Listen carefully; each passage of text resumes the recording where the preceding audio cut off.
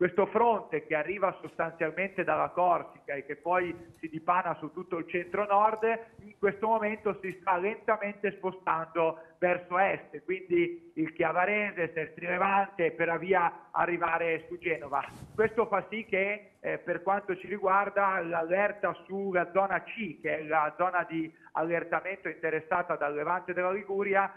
viene prorogata nel nuovo bollettino che stiamo per emettere fino alle 15 di domani mattina al massimo grado, quindi all'allerta rossa. E questa è già una informazione, quindi allerta rossa sino a domani alle 15 su tutta la zona C, la zona del Levante.